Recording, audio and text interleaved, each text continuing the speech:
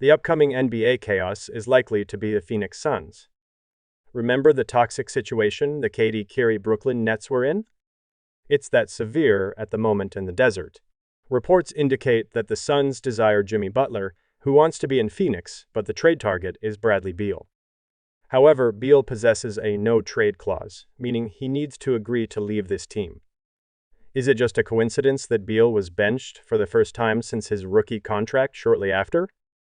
Coach Mike Bond commented, "We're just trying to win games, yet they went on to lose to the terrible Charlotte team."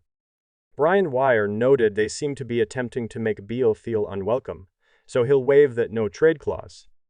Mission accomplished, as he was visibly upset after. Yes. Were you surprised at all that they moved to add a starting line? 100%. Had there been any indication that this might be something? No. So The game. Were you at all surprised? Any signs of this possibly being a significant issue? He's clearly angry, but he's likely to say the right things to avoid being a distraction. We might reflect on this as the point when the Suns began their decline, or they might successfully acquire Jimmy Butler. Let's examine how that could unfold. On another note, did you know Russell Westbrook claims he has never shaved in his life?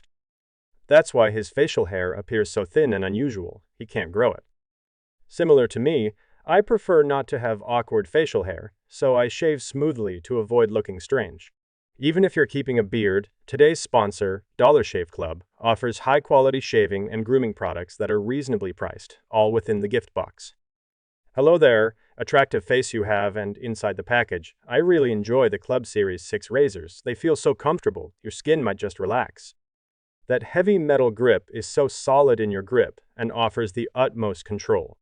Plus, the shave butter is completely transparent, allowing you to see exactly what you're shaving. I used to constantly nick my Adam's apple, but not any longer. On another note, the good news is Jim. So I need to be addressed because I hold the cards. So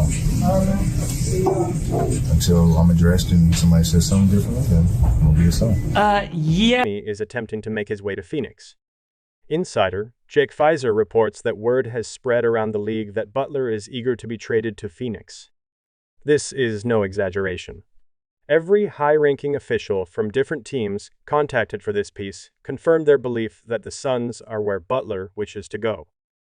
That's a significant shift, considering how initially it was any team except Miami Heat, every other one of the 29 teams. In recent days, Butler's camp has strongly advised the Memphis Grizzlies and Milwaukee Bucks not to pursue a trade for him. The reason behind this is that Suns owner Matt Ishbia is willing to provide the substantial contract extension that Butler desires. Ultimately, it boils down to money. If Jimmy Butler was genuinely focused on winning, he would be better off with the third-seeded Grizzlies or the Bucks featuring prime Giannis. However, Jimmy's main priority appears to be financial gain. This serves as further evidence of his intentions, and there's no shame in that. Everyone should secure their financial future.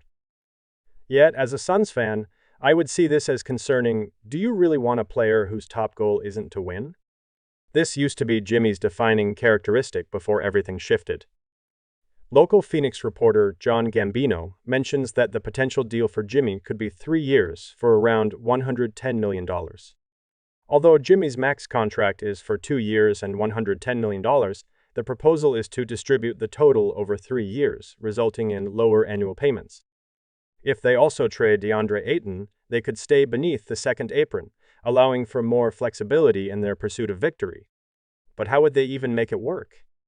When they acquired Bradley Beal in 2023, just before the new second apron regulations were implemented, Suns owner Matt Ishbia disregarded the new rules in order to form a super team by trading Bradley Beal along with several pieces for Chris Paul, Landry Shamet, Bala Coulibaly, 4 swap options, and 6 second-round picks.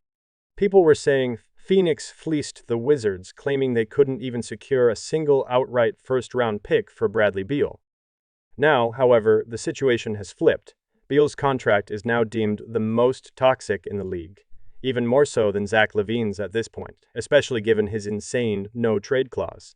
There are only 2 no-trade clauses in the league, LeBron James and Bradley Beal, which raises questions about its rationale.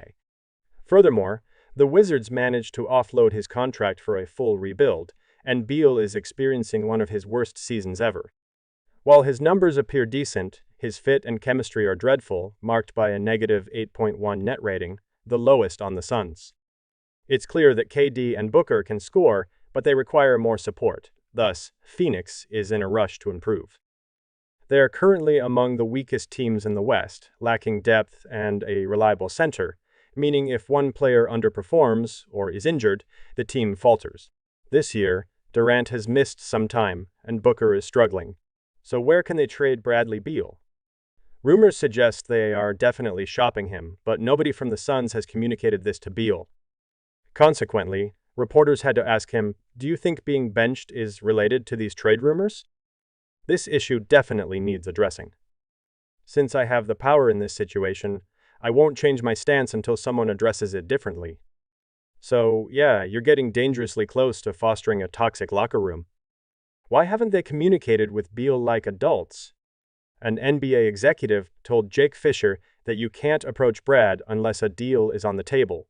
Losing him mentally isn't an option until you're sure of moving him. But by all indications, Beal has settled his family in the desert, doesn't wish to relocate, and has no plan to waive his no-trade clause, which isn't ideal. So which teams would Beal consider joining? Miami is one potential destination, but they hesitate due to his hefty contract. He's making $50.2 million this year, $53.6 million next, and $57.1 million in the year after that. They aren't eager to extend Jimmy Butler at 35, so committing that much to Bradley Beal isn't logical. It would require a three-team trade where a third team acquires Beal. The Suns get Butler, and Miami receives expiring contracts. What about rumors involving the Sacramento Kings? There's talk that De'Aaron Fox is likely to depart for a contender. Sure, they've won 5 games straight, but they still aren't playoff-bound. If Fox leaves, they might as well start a rebuild and trade Domantas Sabonis. However, if they want to keep competing, acquiring Bradley Beal could be a viable option for them. He suits the Kings much better than he did with Phoenix, and a trade could involve the Suns acquiring Jimmy, while the Kings receive the 2031 first-round pick from Phoenix. The Heat would get Malik Monk, Kevin Huerter, Trey Lyles, and Alex Len from the Kings. Essentially, it's swapping Malik Monk for Bradley Beal, since the other players aren't significant rotation contributors. Monk's shooting matches well with Sacramento and provides a solid backup plan if Fox departs. The challenge is that Miami wants expiring contracts. So how about the Detroit Pistons? They possess one of the few cap spaces available to assist with Beal's contract, plus their youth allows them to handle his salary along with the rookie deals they have. The trade is straightforward. The Suns land Jimmy. The Pistons acquire Beal and the 2031 first-rounder, while the Heat get Tobias Harris and Tim Hardaway Jr. Although Harris has 2 years left on his deal, it expires in 2026, enabling Miami to maintain the desired max cap space. But would Beal actually agree to join the Pistons? No offense intended, but their team isn't strong, and Detroit isn't a glamorous destination.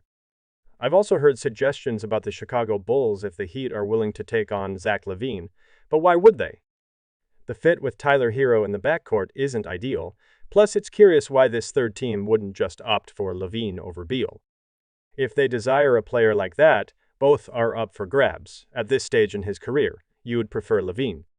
He is having an excellent season, and you can acquire him at a low cost.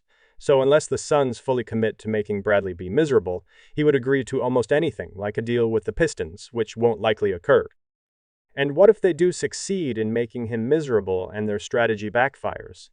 We could witness a collapse reminiscent of the Brooklyn Nets soon, as they are currently performing poorly. It's clear evidence that the era of traditional superteams is no more. Remember, KD opted not to sign an extension in Phoenix last offseason, enabling him to leave if things go poorly. Should this situation deteriorate, KD may be traded, and possibly Devin Booker as well. Now, regarding Tyler Hero, the young player is enjoying the best season of his life, yet is there a chance he still gets excluded from the All-Star game? That would have been unimaginable just a few years back. Tyler Hero was among the most beloved players in the NBA. However, his standing has notably decreased since then, illustrating the complex saga of Tyler Hero's rise, fall, and resurgence.